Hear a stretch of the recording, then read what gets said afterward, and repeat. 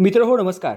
महाराष्ट्रातला मराठा समाज हा रक्तानं आणि नात्यानं एक आहे आणि व्यवसायानंही एक आहे. म्हणूनच सरसकट मराठ्यांना कुणबी प्रमाणपत्र दिलं पाहिजे अशी मागणी मनोज जरांगे पाटील यांनी बारामतीमधल्या सभेत केली. मनोज जरांगे पाटील म्हणाले, आमची जेव्हा मंत्रिमंडळाच्या शिष्टमंडळाशी चर्चा झाली त्यावेळी त्यांनी सांगितलं की कायदा करण्यासाठी आधार लागतो. 4 दिवसात कायदा होणार नाही, त्यामुळे 1 महिना द्या अशी मागणी सरकारनं केली होती. आपण त्यांना 1 महिना नाही तर 40 दिवस दिले. आता 24 तारखेच्या आत कायदा मंजूर झालाच पाहिजे. आता सरकारनं वळवळ करू नये. आरक्षण दिलं नाही तर आम्ही ते छाताडावर बसून घेऊ, एवढं लक्षात ठेवावं असंही जरांगे पाटील म्हणाले. 1967 मध्ये बाकीच्यांना आरक्षण दिलं तेव्हा कागदपत्र घेतली नव्हती. मंडल आयोगाने 1990लाही कुठलाही कागद न घेता आरक्षण दिलं.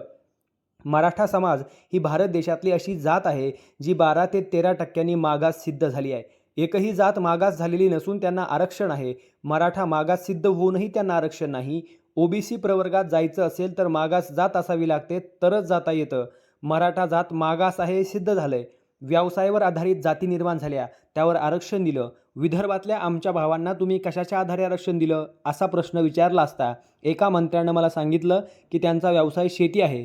मग मी त्यांना म्हटलं की आमच्याकडं काय समुद्र आहे का, असंही जरांगे पाटील म्हणाले. आमचा व्यवसायही शेतीच आहे.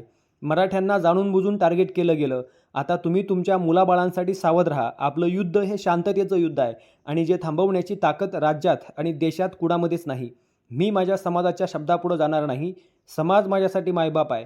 मी तुम्हालाही सांगतो, उद्या सकाळपासून आपल्या तालुक्यातले आणि जिल्ह्यातली गावं पिंजून काढा. त्यातल्या प्रत्येक घरातल्या मराठ्याकडे जाऊन आरक्षण समजावून सांगायचं. आपण एकत्र का यायचं हे सांगायचं.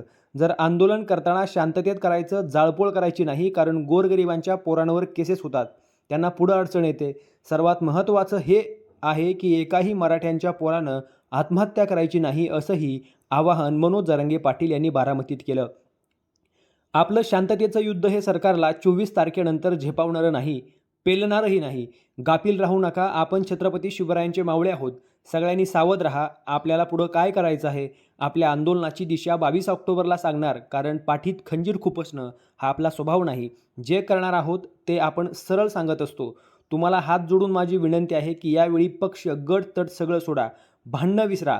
आरक्षण आपल्या पदरात पडलं पाहिजे, ही संधी सोडू नका, असंही आव्हान मनोज जरांगे पाटील यांनी केलं. आरक्षण मिळेपर्यंत 1 इंचही मागं हटणार नाही, असं मनोज जरांगे पाटील यांनी म्हटलं. मनोज जरांगे पाटील यांना मिळणारा वाढता प्रतिसाद पाहता मनोज जरांगे पाटील आरक्षणाची लढाई नक्कीच यशस्वी होतील असा आशावाद व्यक्त केला जातोय. सडेतोड राजकीय बातम्यांसाठी आमचा विचार प्रवाह न्यूज चॅनल नक्की सबस्क्राईब करा. आवडल्यास लाईक आणि कमेंट करा. धन्यवाद.